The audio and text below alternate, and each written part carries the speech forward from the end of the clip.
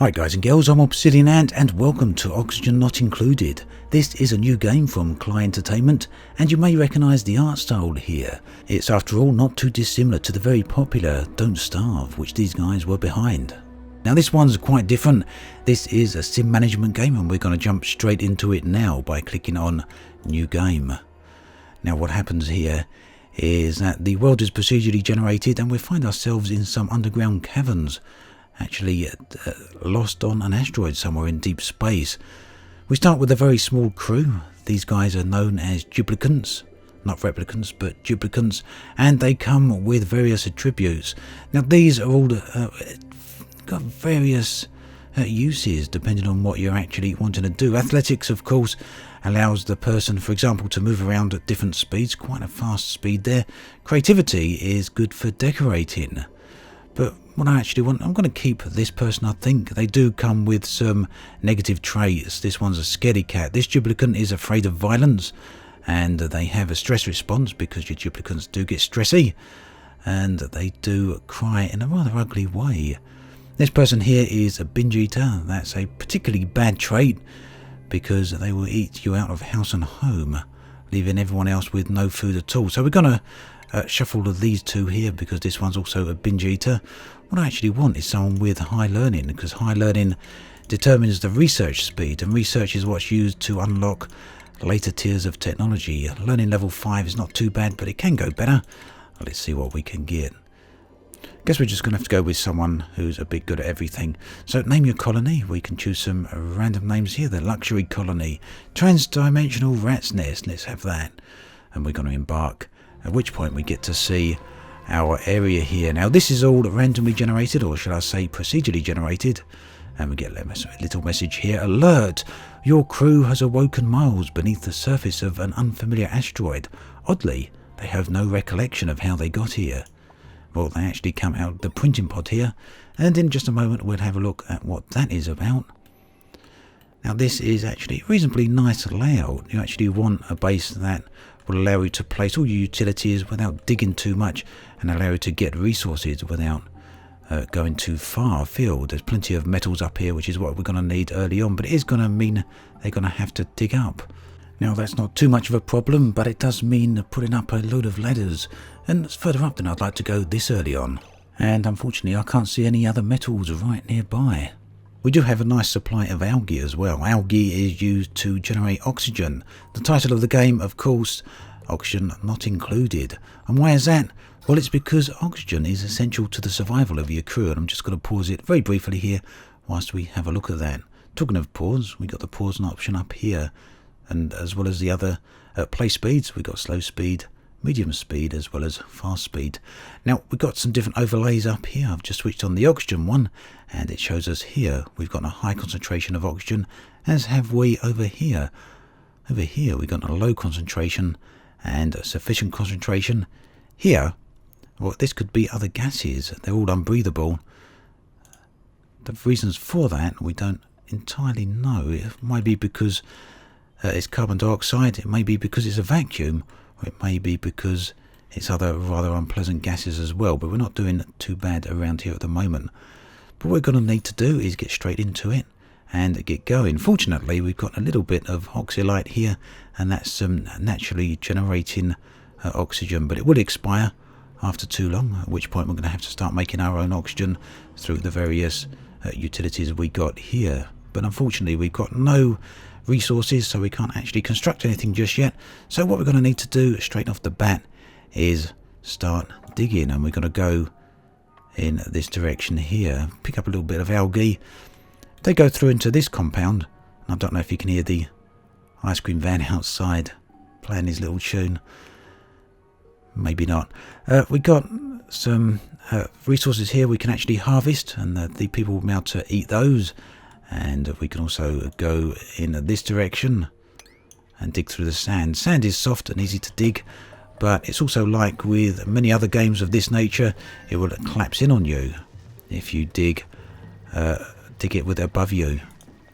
So once we've got some sandstone, and there's only a little bit of it here, we're going to have to probably dig another layer there to try and get as much sandstone as we can. We'll also be able to build the ladders that we want. the ladders to enable us to get up to dirt, which is very important, as well as the copper up here. Now, why is dirt important? Well, dirt's important because it enables you to use one of the most important utilities in the game, which you do need very early on, and that of course is the outhouse. The outhouse is where they go and do their business. Let's have a look here in plumbing. There's the outhouse. Now later on you do get to build a lavatory, which is a regular toilet which you can flush away, and all the waste goes down into a chamber down here, or down into waste water, which become polluted water. But initially we have to use an outhouse, which gets all filled up and clogged up with all manner of mess, as you can imagine, and one of your duplicants unfortunately is going to have to clean that out, and we will get them to place that onto a compost heap. Combat already? What's going on here? What have they uncovered? They found... what is it? What can we see? Well, we can't see what it is. It looks like it might be a hatch. Hatches are generally not too much of a problem. They won't cause you a problem by attacking you, but maybe, just maybe, these guys have shot them up and they've seen that as an attack. But no matter, they've nearly... oh no, one of our guys is getting hurt. We don't want that early on in the game, because it's going to cause them a little bit of a problem. But we have got some meat now, and they will eat that. They'll put that in the little storage container there. So let's get going. What way are we going to dig first? Well, like I say, we are going to need an outhouse, and really you want to keep those things out of the way. So we'll dig down to the algae. The outhouse has got to be kept out of the way because it's smelly, it produces unpleasant oxygen, and it will also cause disease eventually if it's too near your main settlement. Oh, we don't want to dig up, we actually want ladders going up. And sometimes you'll find you place things where you don't want to do so, so you can simply cancel that out. Ladders are going to need to go up a little bit higher, so we can get to the ore over here. Now, one thing you will find that happens is that over time your oxygen will start either seeping into places you don't want it to, or the other gases will start seeping back into your main chambers, into your living area. And you can actually see the little oxygen bubbles here moving across, filling up this chamber, which was originally unbreathable and is now becoming breathable thanks to the oxylite here. But the other side is that as we start delving into the other areas, digging bigger chambers, we will eventually start letting our oxygen seep into these areas as well. So one way around that is to start building these manual airlocks here. They will trap oxygen in the places where you do want to keep it. But as we're going up, just yet we can't do that, and as we need metal to build the manual airlocks, then we still can't lock the oxygen into our living chamber just yet. There's a few other things we will need very early on. Some of those algae oxidizers. These will produce oxygen, but they need electricity to do that, and they also need algae, which is this stuff here. There's a whole manner of utilities we can build down in here. It's all our construction stuff. There's not a lot of it at the moment because we do need to start researching, but we can't research until we construct a research table. Let's have a look here. Where's research? Stations. We've got a research station there, but it does need metal like many other things. So for now, we're going to have to hold off and just wait for these guys to get to where they need to get to. Do we have enough resources to create a storage compactor? Fortunately, yes we do. Now, storage compactors are great because they will allow them to keep all this material that they've actually dug up, and we can actually tell them to go and sweep some of this up. Stuff like this isn't too much of a problem. It doesn't really cause any illness or anything like that, but some of the people do get a little bit upset at the mess that's laying around, and that's where decor all comes into it. And you'll see that some things like this have a -9 decor attribution to your living environment, and the lower the decor rating, the more unhappy your little I keep going to call them replicants, your little duplicants will actually get. And you can see there's a brain up here that shows the current stress level, or the current high stress level, or the average stress level. Various different ways you can look at that. So storage, we're going to need to tell it what we want stored in there. We want everything stored in there. So they've actually built the ladder up high enough. We can actually go across here now and try and get ourselves a little bit of ore. I think we're going to need to go up higher, unfortunately. Now, gases and waters are very important to your survival.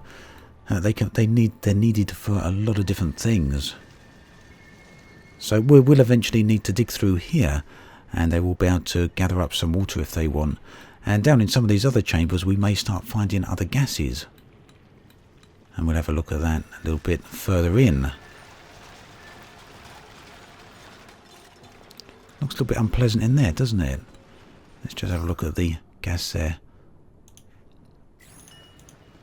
Yeah, that's because it's a vacuum. What we got over there? Carbon dioxide. So gases will start playing a very important part in the game slightly further in. Least of all because, well, you get gas pipes, which are under the plumbing section here. We also get water pipes. And you'll need to pipe certain types of gases into your room to be used by certain utilities. Certain things can't just survive off oxygen. They may need carbon, for example, and the way you get carbon is to place pipes that go into a chamber that's got carbon dioxide, like over here, and we'll put a pumping station there which will start pumping the carbon dioxide, and we'll then need to pass that through a filter to separate out the carbon from the carbon dioxide. Now, unfortunately, your replicants do have the habit of falling asleep where they're working, and that will occur no matter the conditions that they're actually in. They will fall asleep in puddles of water, and they will also fall asleep in areas full of carbon dioxide. The way around that is to lay down some beds, and we're going to put beds over here once we've got the necessary resources. Sometimes you'll find you'll have trouble with water start leaking in and other things like that, and of course all manner of issues for you very early on in the game.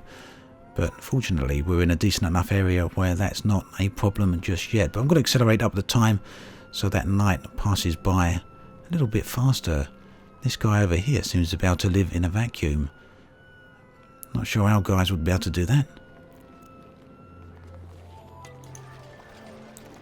Right, let's have a look. What have we got? We can build a metal or manual airlock now. I'm going to place one of them right there, and on the other side of that door I'm going to place an outhouse behind the door, simply because it gets rather smelly and we don't want the horrible oxygen getting up into our living area. And you can see here we're going to start losing our oxygen out into this place, and again that's something we don't really want. So what I will do is create a little airlock type area that enables them to pass up there without our oxygen actually being lost. So let's quickly do that right now. When you've set down a bunch of tasks for them to do, they can dig up here or they're digging down here. You may want them to do a particular job first, and the way you get around that is to set the prioritize here. And we're going to set a priority on this area of 9, and that means they will do that before any other job or before anything in a lower priority. Or these guys need a toilet.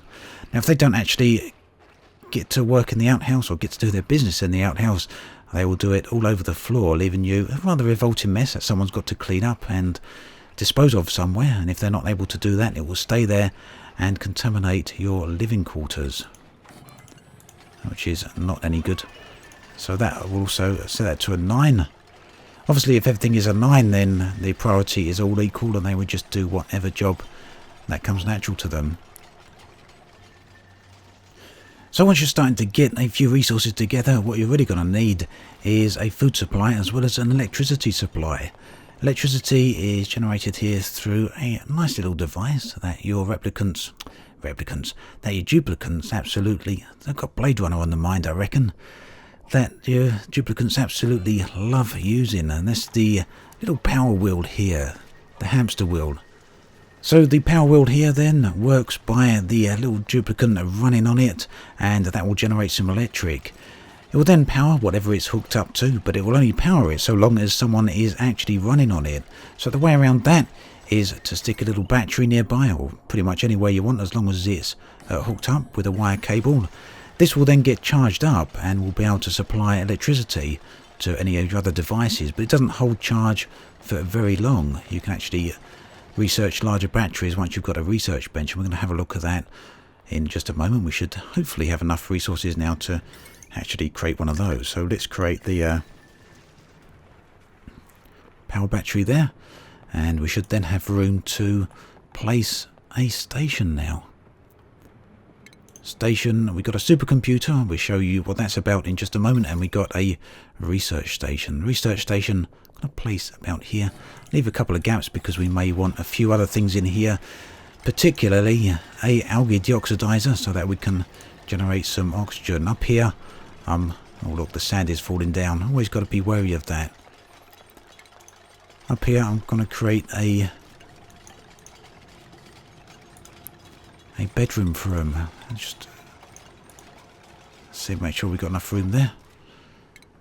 Otherwise, they're going to keep sleeping wherever it is they fall, and we don't really want that. And here, we're going to set the priority for the research station to 9, and then power it up.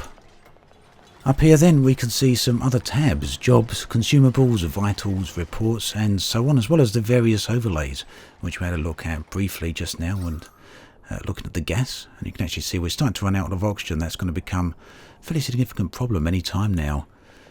And we've also got jobs, like I say, and here we look at our duplicants and can see what skills they've actually got and how good they are at doing any particular job. The redder the square is, the better they are at doing it. So, for example, we may say Abe here can be the researcher, as they got the just very slightly best skill there for the job. We can also say, for example, that we don't want Abe doing any massage or any cooking. Maybe we don't think that skill's good enough, and we'd rather them just concentrate on researching.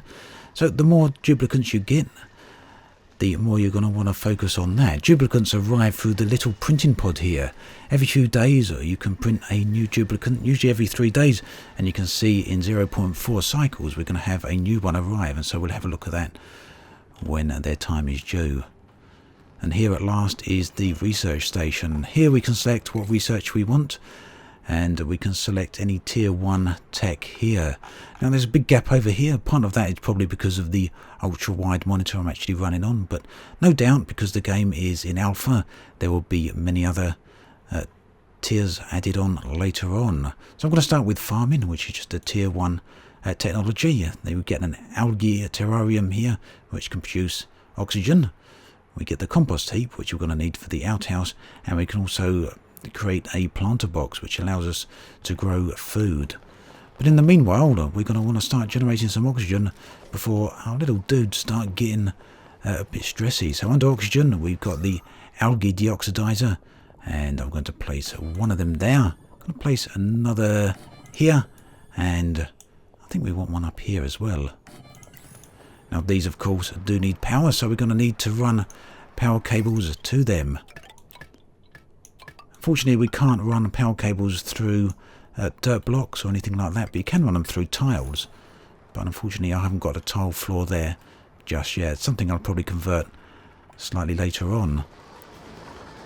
Now as you get further through the game, and I'm still not that far into it to be perfectly honest, a little bit further than the footage I've got here, but nonetheless this does go to give you an example of just how hectic things can start to get. The more duplicants you get, the more their need to start placing demands on the colony here, and soon enough you'll find yourself chasing from top to tail, trying to keep up with all the various aspects that the game is placing on your shoulders. Of course, this all very much depends on how well you keep things balanced. There's a fine line, everything is very finely tuned, and the better you can manage things, especially on in the early game, the better the things are going to be later on, and everything does come together and starts clicking in place. And this is true of all the best management games, and it's very true of Oxygen Not Included as well. This is a game that I'm certainly going to be playing a lot of, and I'm very much looking forward to seeing what Client Entertainment introduce in the upcoming updates. For now though, we're going to end this very brief overview here. As always, thanks for watching, and I'll catch you guys and girls next time.